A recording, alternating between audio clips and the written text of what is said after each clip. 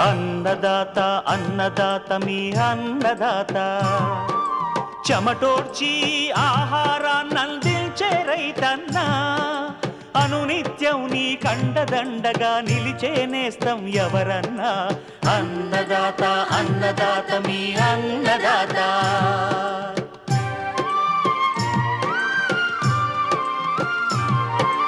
నూతన రీతుల సాగుబడికి నూరింతలు పెరిగే దిగుబడికి సూచనలిచ్చే సస్య రక్షణకు పశు పోషణకి శాస్త్ర విజ్ఞానం అందించి ముందుకు నడిపే తెలుగు రైతు భారతదేశానికి మకుటం అయ్యేలా తీర్చిదిద్దే ఆశయంతో మిమ్ము మేలు కొలిపేది అన్నదాత అన్నదాత అన్నదాత మీ అన్నదాత అన్నదాత అన్నదాత మీ అన్నదాత.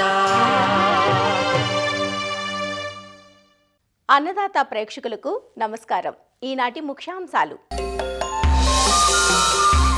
విజయనగరం జిల్లాలో సాగు చేసిన మొక్కజొన్నలో చీడపీడల సమస్య, శాస్త్రవేత్తల పరిశీలన. రాయలసీమ జిల్లాల్లో ప్రస్తుతం సాగులో ఉన్న పంటల స్థితిగతులు, రబీ శనగలో యాజమాన్య పద్ధతులు. పసుపును నష్టపరుస్తున్న తాటాకు తెగులు నివారణ చర్యలు.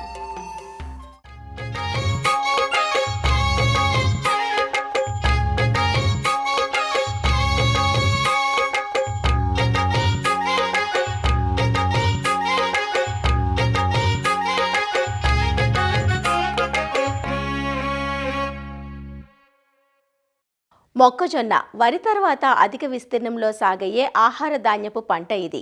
నమ్మకమైన దిగుబడులు, నికరమైన రాబడులు ఉండడంతో మొక్కజొన్న సాగు విస్తీర్ణం ఏటికేటికి పెరుగుతోంది.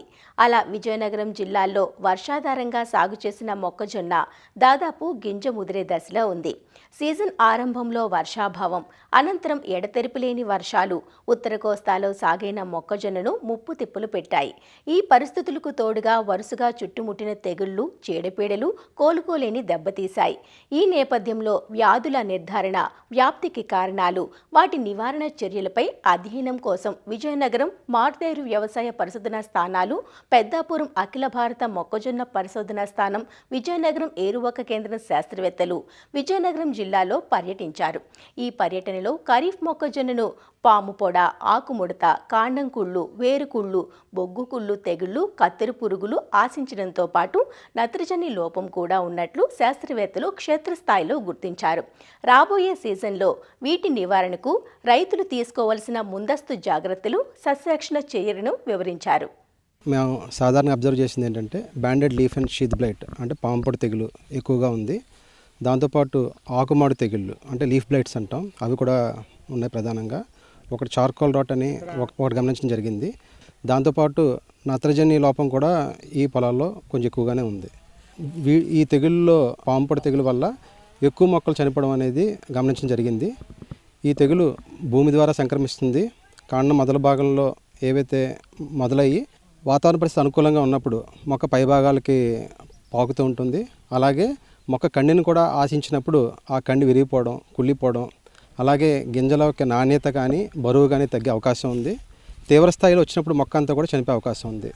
దీని నివారణకు మొదటి స్టేజ్లోనే ఎప్పుడైతే కాండం మొదల భాగం నుంచి ఈ తెగులను గమనిస్తామో పైన ఆకు తొడిమలు ఏవైతే ఉన్నాయో ముందు 3-4 ఇంటర్ నోడ్స్ ఏవైతే కనుపుల మధ్య ఉన్నాయో వాటిని పీకివేయడం వల్ల ఈ తెగులు యొక్క వ్యాప్తిని తగ్గించుకోవచ్చు. అలాగే కండి మీద ఇన్ఫెక్షన్ కూడా చాలా వరకు తగ్గించుకునే అవకాశం ఉంది. ఈ తెగులు సాధారణంగా పంట విత్తిన 30 రోజులు 40 రోజుల్లో వచ్చే అవకాశం ఉంది. కాబట్టి ఆ సమయంలో 30 నుంచి 45 రోజుల మధ్యలో ప్రొపికొనజోల్ కానీ లేదా అజాక్సిస్ట్రోబిన్ ప్లస్ డైఫెనోకొనజోల్ మందు కానీ ఈ మందులు 35-45 రోజుల మధ్యలో 2 సార్లు 10 రోజుల వ్యవధిలో పిచికారీ చేసుకోవడం ద్వారా పాంపొడి తెగులను చాలా వరకు కూడా నివారించుకునే అవకాశం ఉంది. అలాగే ఇంకొక ప్రధాన సమస్య మన ఇక్కడ స్టాక్ రాట్స్ అంటే కాండం కుళ్ళు తెగులు ఉధృతి కొంచెం తక్కువగానే ఉంది. కానీ ఇవి కూడా భూమి ద్వారా ఆశించే అవకాశం ఉంది. కాబట్టి ముందుగా విత్తన శుద్ధి చేసుకోవడం, ట్రైకోడర్మా అనే ఫార్మేషన్స్ ఏదైతే ఉందో అది 10 గ్రాములు 1 కేజీ విత్తనాల చొప్పున విత్తే ముందు విత్తన శుద్ధి చేసుకుని విత్తుకుంటే ఆ తెగులు కొంతవరకు నయమే అవకాశం ఉంది. అలా కాకుండా ముందుగానే విత్తే ముందు ఆఖరి దుక్కులో కానీ ఈ ట్రైకోడర్మా అని బాగా చివికిన పశువుల గత్తంలో దాంట్లో కలుపుకొని 15 రోజుల పాటు ఇంక్యుబేట్ చేసి వృద్ధి చెందిన ట్రైకోడర్మాను కూడా భూమిలో వేయడం ద్వారా కూడా భూమి ద్వారా సంక్రమించే ఈ స్టాక్ రాట్స్ చాలా వరకు కూడా నివారించుకునే అవకాశం ఉంది. జనరల్గా ఈ కాండంకుళ్ళు తెగులు పూత అనంతరం 50 నుంచి 75 రోజుల మధ్యలో ఒకేసారిగా ఈ తెగులు రావడం వల్ల ఆకులు ముందుగా వడిలిపోవడం, క్రమంగా వారం 10 రోజుల వ్యవధిలో మొక్క చనిపోవడం జరుగుతుంది. ఆ సమయంలో సస్యరక్షణ చర్యలు చేపట్టినా సరే ప్రయోజనం మనకు ఉండదు. కాబట్టి ముందు జాగ్రత్తగా జరిగిన విత్తన శుద్ధి కానీ లేదా భూమిలో ట్రైకోడర్మా వేసుకోవడం ద్వారా చాలా వరకు ఈ తెగుల్ని నివారించుకోవచ్చు. అలాగే ఇంకొక సమస్య మనకి ఆకుమాడి తెగులు కూడా సాధారణంగా 15 రోజుల నుంచి మనం స్టార్ట్ చేసుకుని కోత వరకు కూడా వచ్చే అవకాశం ఉంది. సాధారణంగా కొంచెం వర్షాలు పడుతూ వాతావరణంలో తేమ ఎక్కువగా ఉన్నప్పుడు ఈ తెగులు ఉధృతి కొంచెం ఎక్కువ అయ్యే అవకాశం ఉంది. దీనివల్ల ఆకులు మాడిపోవడం, కిరణజన్య సంయోగ క్రియ ఏదైతే ఉందో అది జరగకపోవడం వల్ల మనకి మొక్కజొన్న కండె సరిగ్గా డెవలప్ అవ్వక కండె బరువు తగ్గే అవకాశం ఉంది. సో వీటికి కూడా ఈ మచ్చలు గమనించినట్లయితే మాత్రం సస్యరక్షణ చర్యలు చేపట్టవలసిన అవసరం ఉంది. దాంట్లో భాగంగానే తెగుళ్ళ మందులైన ప్రొపగనోజోల్ కానీ 1 ml per లీటర్ అంటే 200 ml 1 ఎకరానికి అవుతుంది, అవి కానీ లేదా అజాక్సిస్ట్రోబిన్ ప్లస్ డైఫెనకనోజోల్ అది కూడా మనకి 1/2 లీటరు 1 ఎకరానికి పిచికారీ చేయడం వల్ల ఈ మచ్చల తెగుళ్ళు లేదా ఆకుమాడి తెగులు కూడా చాలా వరకు నివారించుకోవచ్చు. నేను ఇప్పుడు ఇక్కడికి వచ్చినప్పుడు విజయనగరం ఈ జిల్లాలో చూసింది ఏంటంటే మొక్కజొన్నలో బొగ్గు కుళ్ళు తెగులు లేక కాండం కుళ్ళు తెగులు అండి. మైక్రోఫెమినా ఫెసిలినా అనే ఒక శిలీంధ్రం ద్వారా ఇది వ్యాప్తి చెందడం జరుగుతుంది. మీరు చూసినట్లయితే ఇప్పుడు జనరల్గా ఇప్పుడు మన టెంపరేచర్స్ చూసినట్లయితే ఒకేసారి వర్షం పడటం, తర్వాత మళ్ళీ వెంటనే వానలు, ఈ టైప్ ప్రతికూల వాతావరణం ఎప్పుడైతే ఉందో ఆ టైంలో మీరు ముఖ్యంగా ఈ బొగ్గు కుళ్ళు తెగులు, కాండం కుళ్ళు తెగులు చూడొచ్చు. ఆ శిలీంధ్ర బీజాలు కూడా మనం చూడొచ్చు. స్క్లిరోషియాలు ఉన్నాయి. ఆ స్క్లిరోషియాలు శిలీంధ్ర బీజాలు అంటారు. ఆ చార్కోల్ రాట్గా అవి ఒక పొలం నుంచి వేరే పొలానికి గాలి ద్వారా కానీ లేకపోతే చాలా తేలికపాటి చిన్న చిన్న కాఫీ గింజల్లాగా ఉంటాయి. సో అవి ఏంటంటే ఈజీగా మనకు ఒక పొలం నుంచి వేరే పొలం నీరు ద్వారా వ్యాప్తి చెందే అవకాశం ఉంది. పంట కాలంలో జనరల్ ప్లాంట్ ఎక్కువైతే స్ట్రెస్ గురినప్పుడు, పంటకి నీరు సరిగ్గా అందనప్పుడు, జనరల్ క్రాప్ స్టేజ్ అంటే క్రాప్ మెచ్యూరిటీ స్టేజ్ ఎప్పుడు గింజలు గట్టిగా అయితే ఉందో ఆ టైంలోనే మీకు జనరల్గా 70 రోజుల నుంచి 80 రోజుల టైంలో జనరల్గా చూడొచ్చు. దీనికి ఎక్కువగా రైతులు చేయాల్సింది ఏంటంటే పచ్చిరొట్టు ఎరువుని మనం బాగా ఎక్కువ దున్నుకోవడం వల్ల నేలలో ఒక బయో ఆర్గానిజమ్స్ కానీ బయో ఫెర్టిలైజర్స్ పెరిగే అవకాశం ఎక్కువగా ఉంటుంది. సేంద్రియ కార్బన్ కూడా, ఆర్గానిక్ కార్బన్ కూడా పెరుగుతుంది. దాని ద్వారా కూడా రైతులు బాగా ఉపయోగపడతారు. తర్వాత వచ్చేటప్పటికి ముఖ్యంగా మనం ట్రైకోడర్మా విరిడి అనే శిలీంధ్రాన్ని బాగా మగ్గిన పశువుల ఎరువులతో కలిపి దీన్ని మనం ఒక 15 రోజులు బాగా నానబెట్టుకున్న తర్వాత మనం పొలంలో వేసుకున్నట్లయితే దీని వరకు ఉపయోగం చేసుకోవచ్చు. ముఖ్యంగా పంటలో రైతు సోదరులు గమనించాల్సింది ఏంటంటే తెగులు వచ్చిన తర్వాత కన్నా తెగులు రాకముందే మనం కొట్టుకున్నట్లయితే చాలా వరకు దీనికి ఉపయోగం. ఎందుకంటే ఈ శిలీంధ్రాలు భూమి ద్వారా వ్యాప్తి చెందుతాయి. అందుకనే రైతు సోదరులు గమనించాల్సిన విత్తన సిద్ధి ఒకటి మరియు ఇంకోటి ప్రొపిగోనజాల్ 1 ml లీటర్ నీటికి పిచికారీ చేసుకున్నట్లయితే ఈ తెగులు మనం నివారించవచ్చునండి. ఇక్కడ ఏంటంటే మనం ప్రధానంగా హార్వెస్టింగ్ స్టేజ్లో కూడా కత్తెర పురుగు డ్యామేజ్ అనేది అబ్జర్వ్ చేయడం జరిగింది. ఇదేంటంటే మనకి ఎర్లీ స్టేజ్ నుంచి అంటే మొక్క విత్తిన దగ్గర నుంచి కూడా వీళ్ళు మేనేజ్మెంట్ ప్రాక్టీసెస్ సరిగా చేయకపోవడం వల్ల కాబ్ కూడా ఎక్కువగా డ్యామేజ్ అనేది జరగడం జరిగింది. ఆల్మోస్ట్ నియర్లీ 50% కాబ్ డ్యామేజ్ అనేది అబ్జర్వ్ చేయడం జరిగింది. దీనికి ఏంటంటే మనం మొక్క విత్తిన దగ్గర నుంచి కూడా ఇంటిగ్రేటెడ్ పెస్ట్ మేనేజ్మెంట్ ప్రాక్టీసెస్ అనేవి ఫాలో అయితే కనుక చాలా వరకు తగ్గించుకోవడానికి అవకాశం ఉంటుంది.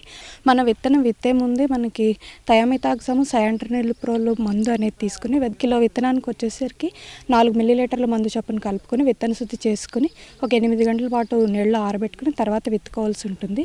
దీనివల్ల మనకి ఏంటంటే 20 రోజుల వరకు కూడా కత్తెర పురుగు అనేది డ్యామేజ్ చేయదు. తర్వాత మనకి 20 నుంచి 30 రోజుల దశలో ఒకసారి వేప నూనె 1 లీటరు, అదేవిధంగా క్లోరిఫైరిఫాస్ ఒక 1/2 లీటర్ చొప్పున కలుపుకొని 1 ఎకరంలో కనుక పిచికారీ చేసుకున్నట్లయితే మనకి కత్తెర పురుగు తొలి దశలో పెట్టే గుడ్లు కానీ అదేవిధంగా గుడ్ల నుంచి వచ్చిన పిల్లల్ని కూడా second stage larva, third stage లార్వాని కూడా మనం నిర్మూలించుకోవడానికి అవకాశం ఎక్కువగా ఉంటుంది. అది తర్వాత మనకి 35 నుంచి 40 రోజుల దశలో కూడా కత్తెర పురుగు డ్యామేజ్ కనుక ఎక్కువగా ఉన్నట్లయితే అప్పుడు ఎమామెక్టిన్ బెంజోయిట్ అనే మందు ఎకరానికి 80 నుంచి 100 గ్రాముల చొప్పున కలుపుకొని మొక్క మొత్తం తడిచేటట్లుగా పిచికారీ చేసుకున్నట్లయితే పురుగును చాలా వరకు నివారించుకోవచ్చు. ఆఖరి స్ప్రేగా మనకి 50 నుంచి 60 రోజుల మధ్యలో ఒకసారి క్లోరాంట్రనిలిప్రోల్ అనే మందు ఎకరానికి ఒక 80 ml చొప్పున కనుక పిచికారీ చేసుకున్నట్లయితే మనకి కాబ్ మీద వచ్చే డ్యామేజ్ని కూడా చాలా వరకు తగ్గించుకోవడానికి అవకాశం ఉంటుంది. మన విజయనగరం జిల్లాలో నెల్లిమర్ల, అదేవిధంగా పోస్పాట్రేగ, డెంకాడ్ మండలాల్లో మన యొక్క వ్యవసాయ పరిశోధనా స్థానం పెద్దాపురం శాస్త్రవేత్తలు, అదేవిధంగా ఏఆర్ఎస్ విజయనగరం శాస్త్రవేత్తల వారి తో కలిపి ఈ యొక్క డయాగ్నోస్టిక్ క్షేత్ర సందర్శన అనేది నిర్వహించడం జరిగింది. ఈ యొక్క పురుగులు తెగుళ్ళు ఒక సర్వే చేసినప్పుడు ఏంటంటే మనకు సాధారణంగా ఈ సంవత్సరం కొంచెం వర్షపాతం ఎక్కువగా నమోదవడం, మే మాసం నుంచి కూడా నమోదవడం కారణంగా ఈ యొక్క తెగుళ్ళ తాకిడి అనేది చాలా ఎక్కువగా కనిపించడం జరిగింది.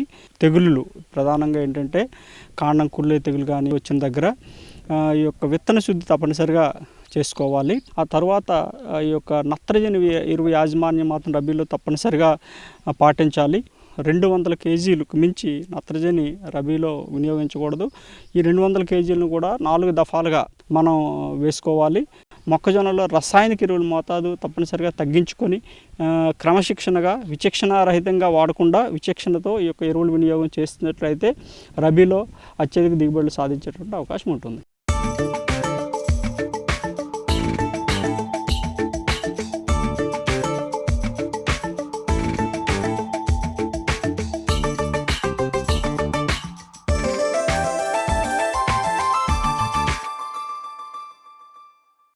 తెలుగు రాష్ట్రాల్లో సాగవుతున్న సుగంధ ద్రవ్యపు పంటల్లో పసుపు ఒకటి. మే, జూన్ మాసాల్లో నాటుకున్న పైరు ప్రస్తుతం దుంప ఊరే దశలో ఉంది. ఈ దశలో దుంపకుళ్ళు, దుంప ఈగ, తాటాకు తెగుళ్ల వల్ల నష్టం ఎక్కువగా ఉంటుంది. వీటిని ప్రారంభంలోనే అరికట్టినట్లయితే మున్ముందు జరగబోయే నష్టాన్ని నివారించే అవకాశం ఉంటుంది. తాటాకు తెగులు నివారణ గురించి ప్రొఫెసర్ జయశంకర్ తెలంగాణ రాష్ట్ర వ్యవసాయ విశ్వవిద్యాలయం నిజామాబాద్ జిల్లా రుద్రూరు కృషి విజ్ఞాన కేంద్రం ఉద్యాన శాస్త్రవేత్త డాక్టర్ రాజ్ కుమార్ నుంచి తెలుసుకుందాం. ముఖ్యంగా నిజామాబాద్ జిల్లాలో అధికంగా విస్తరించి ఉన్న ఉద్యాన పంటల్లో మనకి సుగంధ ద్రవ్య పంట అయిన పసుపు ముఖ్యమైనది. పసుపు పంటలో అయితే మొదటి నుండి ఆశించే దుంపకుళ్ళు, దుంప ఈగ, అలాగే మొక్క ఎదుగుదల సమయంలో, అలాగే దుంప ఎదుగుదల సమయంలో ఆశించే ఆకుమచ్చ తెగుళ్ళు చాలా ప్రభావితం చేస్తాయి. ఈ ఆకుమచ్చ తెగుళ్ళలో ముఖ్యంగా మర్రాక్ తెగులు. ఈ మర్రాక్ తెగులు అనేది చిన్న మచ్చలుగా ఏర్పడి అక్కడ నుంచి విస్తరించి పక్షి కన్నులా మారి పెద్ద మచ్చలుగా ఏర్పడి ఆకులంతా కూడా విస్తరిస్తుంటాయి. ఇది మనకి వాతావరణ మార్పులు అంటే అధిక ఉష్ణోగ్రత అలాగే అధిక తేమ శాతం ఉన్న సమయంలో ఈ తెగులు అనేది తొందరగా వ్యాప్తి చెందుతుంది. దీని నివారణ చేసుకునడానికి యాజమాన్య పద్ధతుల్లో పాటించాలి, అలాగే సస్యరక్షణ చర్యలు కూడా తీసుకోవాలి. ముఖ్యంగా యాజమాన్య పద్ధతుల విషయానికి వస్తే ఈ పసుపు అనేది ఈ విత్తన శుద్ధి అనేది పాటించాలి. ఈ విత్తన శుద్ధి చేసుకోవడం వల్ల ఈ శిలీంధ్రం యొక్క అవశేషాలు విత్తనం ద్వారా సంక్రమించకుండా ఉంటాయి. దానివల్ల ఎదుగుదల సమయంలో పంట నుంచి పంటకు అది విస్తరించకుండా ఉంటుంది. ప్రస్తుతము పంట అనేది ఎదుగుదల సమయంలో ఉంది. ఈ దుంప ఎదుగుదల సమయంలో ఈ ఆకుమచ్చ తెగులు వల్ల దిగుబడి తగ్గే అవకాశం ఉంది. కాబట్టి పిచికారీ మందులైన ప్రాపికోనజోల్ అనే మందును 1 నుంచి 2 ml లీటర్ నీటికి కలుపుకుని ఆకులు బాగా తడిచేలా పిచికారీ చేసుకోవాలి. ఇది కాకపోతే అజాక్సిస్ట్రోబిన్ మరియు డైఫెన్కోనజోల్ కలిగిన మందు 1 మిల్లీలీటర్ 1 లీటర్ నీటికి కలుపుకుని పిచికారీ చేసుకున్నట్లయితే తెగులకు సంబంధించిన శిలీంధ్రాన్ని అరికట్టవచ్చు. దీంట్లో స్టిక్కర్ మనం కలుపుకుని దాన్ని పిచికారీ చేసుకున్నట్లయితే తెగుళ్ళ మందు అనేది పూర్తిగా వ్యాప్తి చెంది దాని పనితనం బాగుంటుంది. అదేవిధంగా ఈ తెగుళ్ళ మందు అనేది 10 నుంచి 15 రోజుల వ్యవధిలో 2 సార్లు పిచికారీ చేసుకోవాలి. ఈ విధంగా రైతు సోదరులు యాజమాన్య పద్ధతులు పాటించినట్లయితే ఈ మర్రాకు తెగులను అనేది సమర్థవంతంగా అరికట్టుకుని మనం మంచి పసుపు దిగుబడిని సాధించవచ్చు.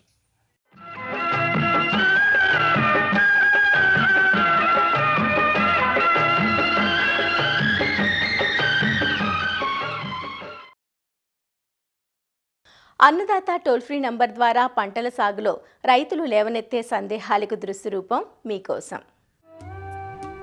వరి పైరులో పాము పొడ తెగులు ఆశించింది. అలానే మెడవిరుపు రాకుండా ఎలాంటి సస్యరక్షణ చేపట్టాలి తెలియచేయండి అంటూ అడుగుతున్నారు కర్ణాటక నుంచి రత్నాజీ. ఖరీఫ్లో అంటే వానాకాలంలో సాగు చేస్తున్న వరి పంటలో ఈ ముఖ్యంగా సెప్టెంబర్, అక్టోబర్, నవంబర్ మాసాల్లోనే తెగుల యొక్క ఉధృతి అనేది గణనీయంగా ఉంటుంది. సో రైతు సోదరులు ఈ అక్టోబర్, నవంబర్ మాసాల్లో ప్రత్యేక శ్రద్ధ వహించాలి. ప్రస్తుతం వరి పంట చిరుపొట్ట దశ నుంచి పూత దశలో ఉంది.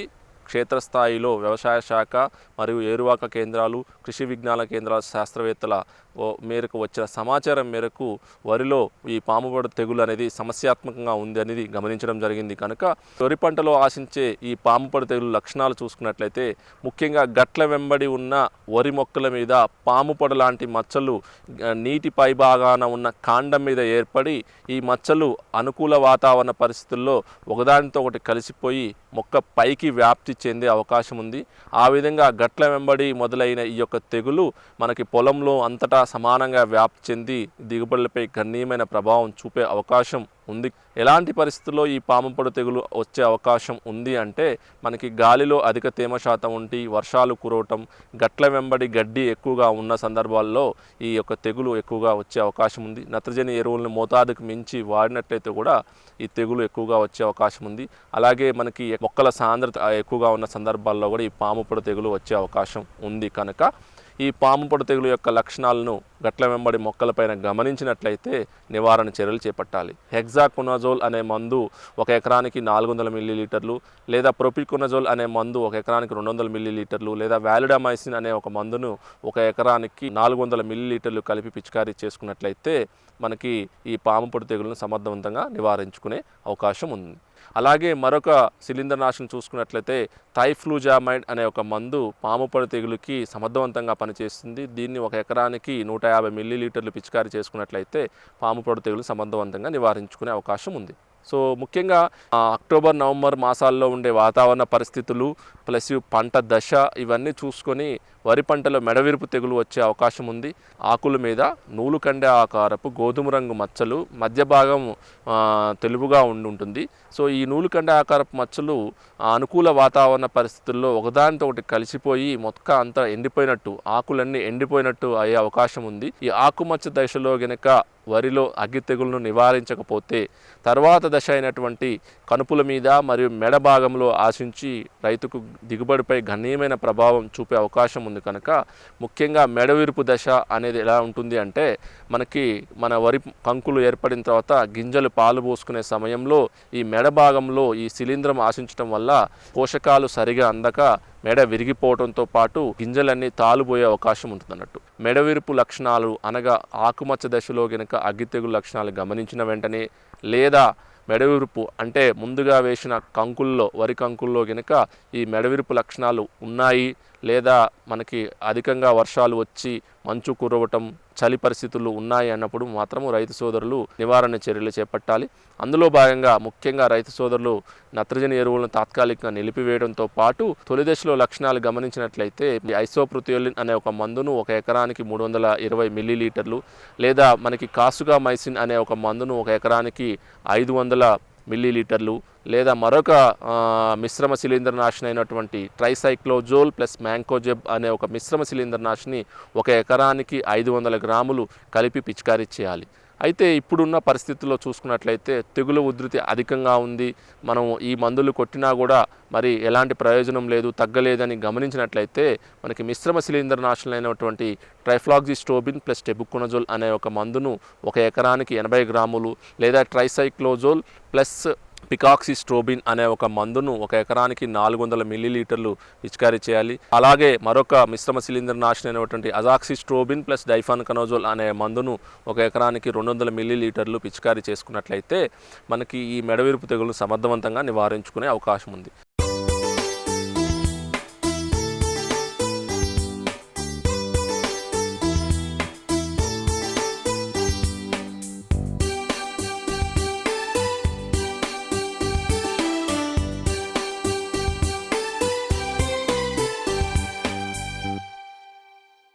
రాయలసీమ జిల్లాలైన ఉమ్మడి చిత్తూరు, కర్నూలు, అనంతపురం, కడప జిల్లాల్లో ఖరీఫ్లో సాగయ్యే ప్రధాన పంటలు ప్రత్తి, మొక్కజొన్న, కంది, ఆముదం. అందులో ప్రత్తి కొన్ని ప్రాంతాల్లో మొదటి తీతలు పూర్తవగా మరికొన్ని ప్రాంతాల్లో తీతలకు సిద్ధంగా ఉంది. ప్రత్తిని ఎక్కువ కాలం కొనసాగించకుండా రబీ పంటల సాగుకు వెళ్లాలని శాస్త్రవేత్తలు సూచిస్తున్నారు. అలాగే అక్టోబర్ 15 నుంచి నవంబర్ 15 వరకు రబీ శనగ విత్తేందుకు అనుకూలమైన సమయం. ప్రస్తుతం రాయలసీమ జిల్లాల్లో సాగవుతున్న పంటల పరిస్థితిని, శనగ పంటలో అందుబాటులో ఉన్న రకాలు, సాగులో పాటించాల్సిన యాజమాన్య పద్ధతులను తెలియజేస్తున్నారు ఆచార్య ఎన్జీ రంగా వ్యవసాయ విశ్వవిద్యాలయం నంద్యాల ప్రాంతీయ వ్యవసాయ పరిశోధనా స్థానం సహ పరిశోధన సంచాలకులు డాక్టర్ జాన్సన్. ఖరీఫ్ సీజన్ 2025 ముగిసింది. సో దీంట్లో భాగంగానే మొదటిగా మనం జూన్లో మంచి వర్షాలు వచ్చినాయి. జూలైలో కొంత బెట్ట పరిస్థితులు ఏర్పడడం వలన ఈ యొక్క ఖరీఫ్ సీజన్లో విత్తనాలు వేయడం అనేది కొంచెము సోయింగ్స్ అనేది కూడా కొంచెం లేటుగా జరగడం జరిగింది. దీంట్లో ముఖ్యంగా ఏవి ఎక్కువ పెట్టినారంటే కాటన్ అనేది ఉంది, ఈ మొక్కజొన్న రెండవ ప్రధానమైన పంట, మూడో ప్రధానమైన పంట ఈ కంది ఎక్కువగా ఉంది. ఇక ముఖ్యంగా ఆముదం పంటము ఈ రాయలసీమలో ఈసారి కురిసినటువంటి వర్షానికి అనుగుణంగా రైతులు వాళ్ళకు ఉన్నటువంటి భూమిని బట్టి, వాళ్ళకు ఉన్నటువంటి అవసరతను బట్టి తగిన పంటలు పండించి దాన్ని దిగుబడి తీసుకున్నారు. ఇక్కడ నుంచి మనకు రబీ సీజన్ స్టార్ట్ అవుతుంది. సో ఈ రబీకి మనం ముఖ్యంగా ఎలాంటి పంటలు వాటిని వేసుకోవాలి అనేది కూడా మనం రైతాంగం గమనించాలి. రబీలో ముఖ్యంగా మనము ఇప్పుడు మనకున్నటువంటి నల్లరేగడి భూములు వీటన్నిటికీ అనువైనది బెంగాల్ గ్రామ్ పంట, పప్పు శనగ అని అంటారు. అక్టోబర్ 15 నుంచి నవంబర్ 15 వరకు మీరు వేసుకోవచ్చు. ఇది కూడా దాదాపుగా 2 లక్షల హెక్టార్ల వరకు మన రాయలసీమ రీజన్లోనే పండిస్తూ ఉంటున్నారు. కాబట్టి రైతాంగము నూతన బంగాళాలను మనం యూజ్ చేసుకోవాల్సిన అవసరం ఉంటుంది. దాంట్లో భాగంగానే నంద్యాల నుంచి మీకు కొత్త రకాలు విడుదల చేసినాము. అలాగే కొన్ని రకాలు కూడా మనకు బెట్టను తట్టుకునేటివి ఉన్నాయి, వడల తెగులను తట్టుకునేటివి ఉన్నాయి. కాబట్టి వీటిని మీరు యూజ్ చేసినప్పుడు ఎక్కువ దిగుబడి తీసుకొనికి అవకాశం ఉంది. రెండవది, దీంట్లో రకాలుగా మనం చూసినట్లయితే NBG 452 రకం ఉంది, NBG 776 అనే రకం ఉంది. అందుబాటులో ఉన్నటువంటి RSKL దగ్గరికైనా వెళ్ళి తీసుకోండి. లేదు అంటే ప్రాంతీయ వ్యవసాయ పరిశోధన స్థానానికి వచ్చి అక్కడ కూడా మీరు అడిగి కనుక్కొని మీ యొక్క ప్రాంతానికి మీకు అనుకూలం ఉంది. అలాగే మనకు కాబూలీ రకం పెద్ద లావు రకాలు కూడా ఉన్నాయి, 810 అనేది కూడా ఉంది. సో వీటిని మీ యొక్క భూమికి అనుకూలము, మీకు మార్కెట్ వెసులుబాటు వాటన్నిటిని చూసుకొని వాతావరణానికి అనుకూలంగా ఉన్న వాటిని చూసుకొని అధునాతనమైన పురుగు తెగులను తట్టుకునే రకాలను మీరు వాడినప్పుడు ఎక్కువ దిగుబడి తీసుకొనేకి అవకాశం ఉంది. దేశీ వాళ్ళ రకం అయితే 30 కేజీల వరకు మనం విత్తనాన్ని వేసుకోవచ్చు. అదే కాబూలీ రకం అయితే 40 నుంచి 45 కేజీలు ఒక ఎకరాకు వాడాల్సిన అవసరం ఉంటుంది. సో దీన్ని మనం విత్తన శుద్ధి కంపల్సరీగా మనం చేసుకోవాలి. ఎందుకు ఈ విత్తన శుద్ధి చేయాలి అని అంటే, ఇప్పుడు ఖరీఫ్లో కురిసినటువంటి వర్షాలకు ఎక్కువగా భూమి తడి ఉంది. అట్లే కాకుండా అక్కడక్కడ కలుపు వచ్చినాయి, కొన్ని మొక్కలు కూడా కులిపోకుండా అట్లే ఉన్నాయి. కాబట్టి మీరు విత్తన శుద్ధి చేయకుండా వేసినప్పుడు భూమిలో ఉన్న శిలీంధ్రాలు ఆశించి మొక్కలు కులిపోయేటట్లుగా చేస్తుంది. కాబట్టి అలా లేకుండా మొక్కల సాంద్రత బాగా ఉండాలి అని అంటే మనం విత్తన శుద్ధిని బాగా చేసుకోవడం ఎంతైనా అవసరం. కాబట్టి దానికి సిఫారసు చేసినప్పుడు కార్బన్ డైజైతమే, సాఫ్ అయితేనేమి, టేబుకొనజోల్, వీటిలో ఏదైనా మనకు అందుబాటులో మార్కెట్లో రైతుకు అనుకూలంగా ఉన్నటువంటి ఆ యొక్క మందును తీసుకుని సకాలంలో విత్తుకున్నట్లయితే కనుక మనకు మొలక శాతం ఎక్కువగా ఉండేది, మొక్కల సాంద్రత బాగుంటుంది, దిగుబడి తీసుకోనికి అవకాశం ఉంటుంది. మరి ముఖ్యంగా ఈ కాటన్కి విషయానికి వచ్చినట్లయితే మొదటి పికింగ్ అయిపోయింది కొన్ని చోట్ల మొదటి పికింగ్ జరుగుతూ ఉంటుంది. సో ఇప్పుడున్న ప్రస్తుత వాతావరణానికి అక్కడ దాదాపుగా 4 నుంచి 5-6 క్వింటాళ్ళ వరకు ఒక ఎకరకు మొదటి విడతగా ఫస్ట్ పికింగ్లో వచ్చినట్లుగా రైతులు చెబుతూ ఉన్నారు.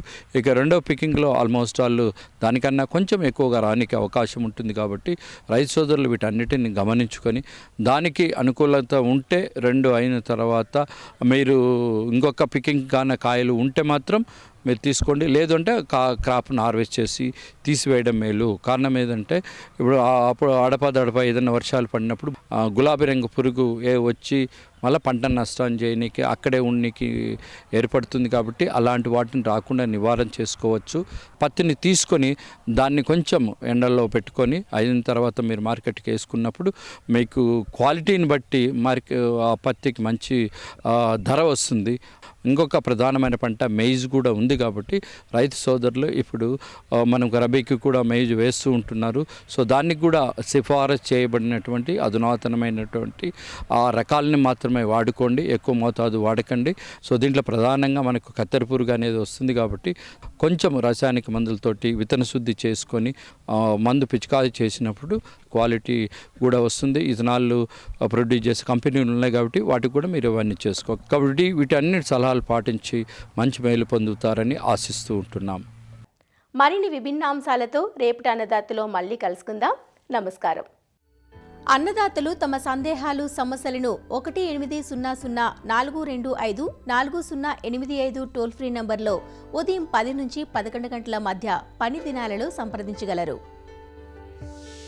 ఈ కార్యక్రమాన్ని యూట్యూబ్లో www.youtube.com/annadata ETV లింక్ ద్వారా వీక్షించవచ్చు.